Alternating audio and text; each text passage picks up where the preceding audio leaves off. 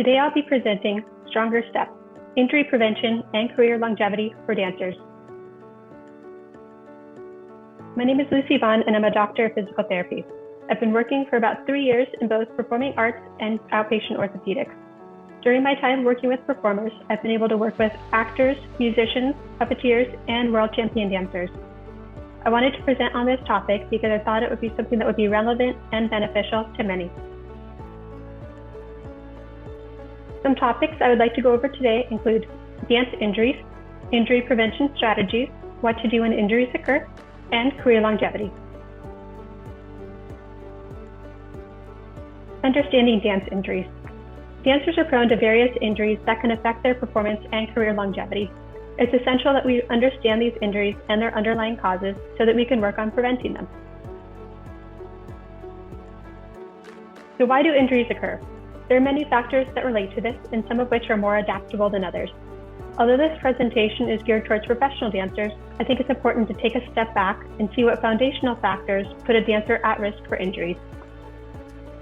Although dance provides many opportunities for coordination and motor skill development, when a young child specializes in dance, or even just one type of dance, they limit their opportunity to learn skills from various athletic activities. Additionally, specialization can lead to burnout, both physically and emotionally, causing increased risk of injury and shorter careers. Repetitive choreography with minimal rest can lead to injuries for a child whose body is still growing and developing. Poor techniques and foundational skills can easily develop due to inadequate instruction or feedback provided from instructors or insufficient strength and endurance to perform them. I'm sure many dancers have memories of having to do flexibility exercises that were not exactly safe. And unfortunately, this is still going on today and still leading to injuries. With professional dancers, there could be periods where they're working a non-dance job while they're in the process of auditions. During that time, they have to be able to maintain their conditioning and skill sets and be ready at a moment's notice. If this is not well maintained, it could lead to injuries. On the other hand, if a dancer has consistent work, they are at risk for overuse injuries. Due to the advancement in social media, AI, and overall creativity, the demands of choreography are higher than that of previous eras, putting more strain on a dancer's body. Sleep, nutrition, and hydration are each so important that they could be the focus of an entire presentation. They're essential for muscle recovery, energy, and cognitive function. If we are not getting proper rest and fuel, the risk of injury increases greatly. And lastly, environmental factors like rake stages, flooring with poor shock absorption, and cool temperatures backstage or in a rehearsal room are just a few elements that could increase physical demand. The rates of injuries. Due to the inconsistent definition of injury in the world of dance research, injuries as a whole are likely underreported. Some studies might consider an injury to be something that stops them from dancing or moving normally, while others might consider an injury to be something that causes them to call out of work. Here are some research statistics of injury rates. Studies have found nearly 60 to 70% of injuries are related to overuse and fatigue. And per dance genre, there is some variation. In a study of 200 dancers, all the dancers over age 35 had sustained an injury in their career. And per 1,000 hours of dance, injury rates are 0.62 to 5.6. Common injuries by dance genre. So ballet is the most researched dance genre due to the traditional structure, popularity, and funding. Most dance genres experience high rates of ankle sprains. Desmoiditis and Achilles injuries are common for those that perform persistent percussive choreography, toe stands, or demi-pointe. There's an increased risk of back strains for those that require repetitive lifting and partner work. And although there are some commonalities in the injuries that can be seen, they also have their own distinct injuries, just like their own distinct choreography. Injury prevention. So some key components for injury prevention include a solid warm-up and cool-down, a yearly dance screening, and an individualized and fluid conditioning program. Warm-up. So there isn't necessarily a standard warm-up procedure, but we'll discuss some important elements that have been found to be part of a well-rounded warm-up. We want to do the warm-up for about 15 to 20 minutes prior to any type of dance. And components might include light cardio, dynamic stretching and joint mobility, body conditioning, and dance-specific techniques. Light cardio will increase the heart rate, which is going to promote blood flow to the muscles and raise the body temperature, making it easier for the body to work. This can include a light jog with pointed feet or walking with demi-pointe. And in general, grapevines or marching are great to get warmed up quickly. Dynamic stretching and joint mobility is useful for working into the necessary ranges. This can help to stimulate the nervous system, which is going to lead to increased flexibility. For many types of dance, this can include shoulder rolls, spine rolls, leg bends, leg swings, and ankle circles. Pliés or gentle squats and lunges are some great options. Static stretching has been found to temporarily decrease strength and explosiveness, so this is usually best to keep for the cool down. Light strengthening can activate the core and stabilize your muscles to get ready for lifts, leaps, and single limb choreography. TheraBand exercises like clams and leg lifts for turnout muscle activation, pointing the foot against a resistance band, or dead bugs and glute bridges for core activation are some good options. Once we're nearly at the end and the body is feeling warm, this would be a good time to run through higher intensity choreography or techniques. A solid warm-up helps with shifting the mindset from life outside of dance to what will be required both physically and mentally that day.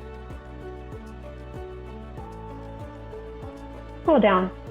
Although there is limited research for cool downs compared to warm-ups, there are still some important aspects that can be beneficial.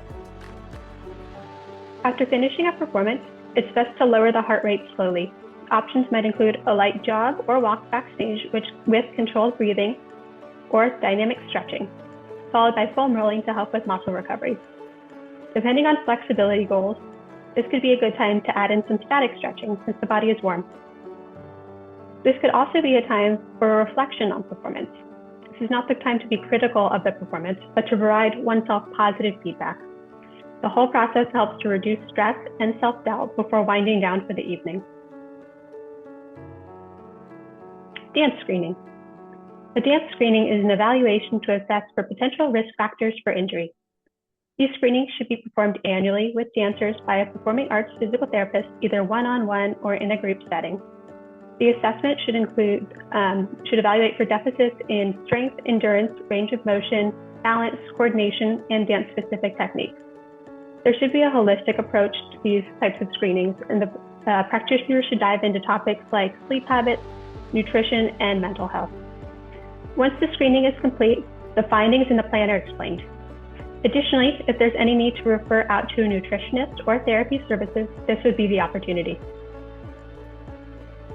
It's often a misconception that physical therapy is only for those who are injured, and finding a specialist in performing arts early in a dancer's career can be beneficial for performing these screenings, performance optimization, and recovery when injuries do occur. Conditioning. So these are the three most common conditioning types.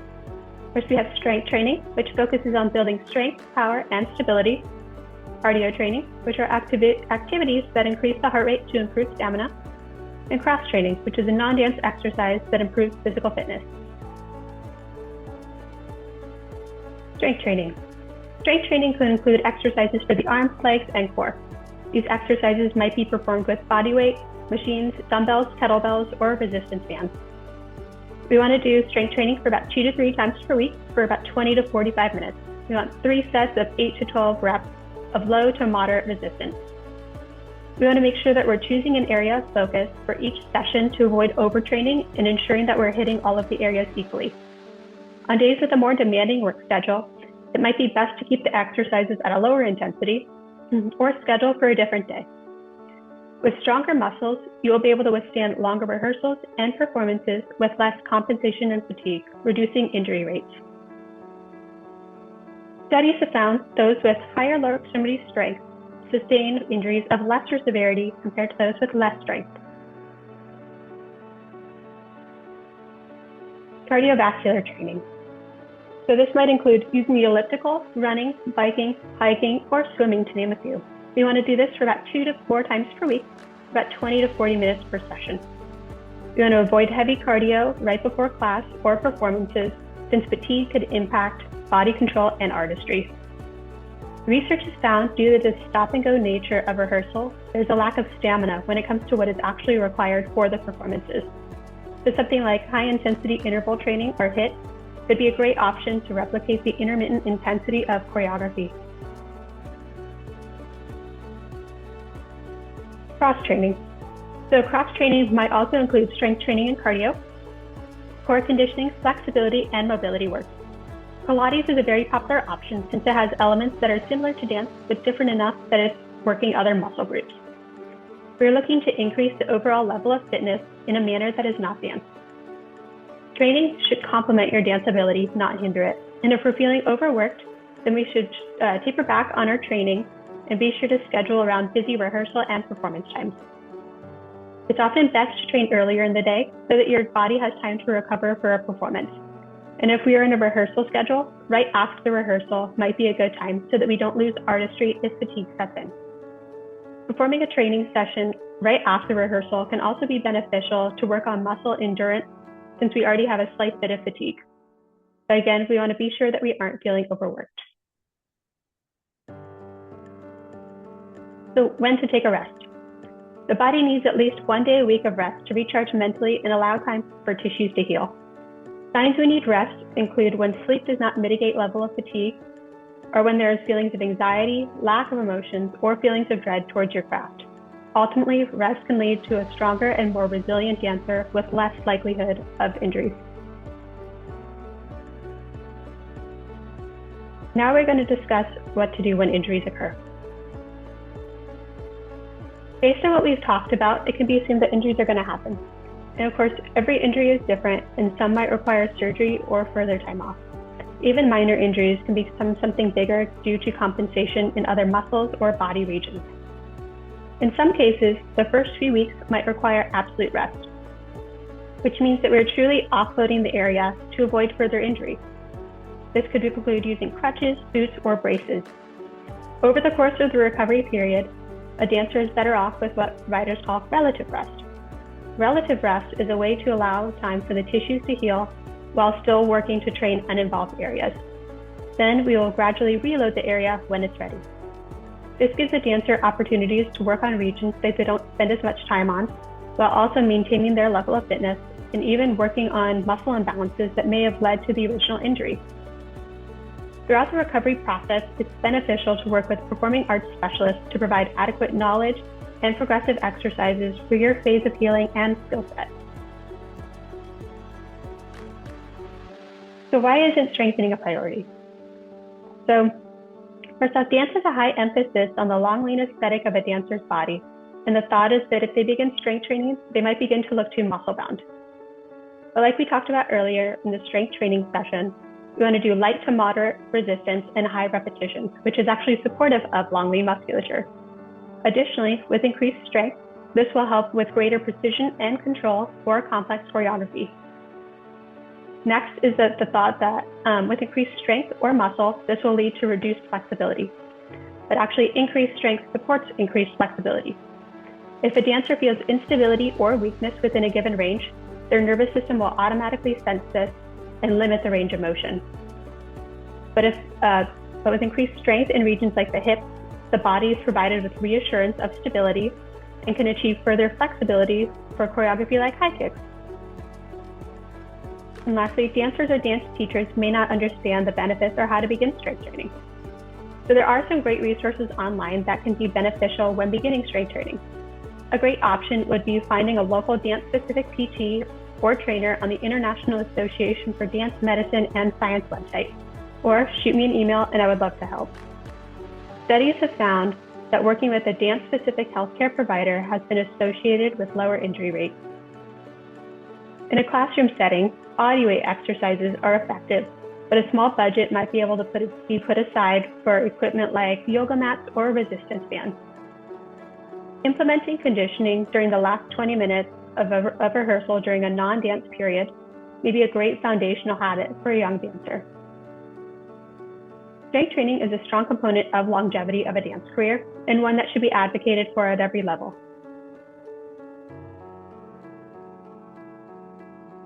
Dance career longevity. So why do dancers retire? A nagging injury is a very common reason why dancers retire. The repetitive stress of choreography, muscle imbalances, and possible weak foundational skills can be components that can contribute. Even without adequate recovery strategies, the recovery is slower as we age, meaning it will take longer to get back to work at full capacity. Addressing an injury sooner, if possible, can help. And like it was stated earlier, the body undergoes changes as it ages. Other changes might include reduced flexibility, aerobic capacity, and muscle mass. A dancer should be conscious of the changes and adapt their warm-up and conditioning to better suit their bodies. Ageism in dance is a systemic issue, and there's a stigma that a dance career is only for a few good years in your 20s, with the average retirement age being around 30 years old. Dancers often retire not because they've lost the ability to dance at a high level or the passion for it, but because they feel like society thinks they should. This is the time to challenge the stigma and lean into the strengths and opportunities that are available during the changing seasons of life. As an audience, we miss out on seeing a dancer with decades of lived experience and emotional depth grace the stage. It is possible that a dancer has other career opportunities or family goals that may influence their decision to stay in the career path. Often it's multiple factors that lead the dancer to retire, but that with proper understanding of one's body and injuries, one should be able to increase their time in the career path if they choose. Dance is often a lifelong love, and even if you're not on the stage, there are still many opportunities to continue to be involved in the community. Experienced dancers. Experienced dancers add value to those around them well beyond what can be seen on the stage. They are a great source of mentorship and emotional guidance for those around them. Experienced dancers often become advocates on behalf of their fellow company members if they're feeling overworked or if conditions are not being met. Since they've worked with a variety of productions and directing styles, they're often adaptable, as well as dependable when things go awry, even jumping into roles at a moment's notice. An experienced dancer has increased body awareness that leads to remarkable artistry through expression and body control. They're typically tapped into their body's capabilities and limits in a way that a younger dancer might not be yet. Research shows that a more experienced dancer is more likely to report an injury and less likely to work through them, therefore lengthening their career.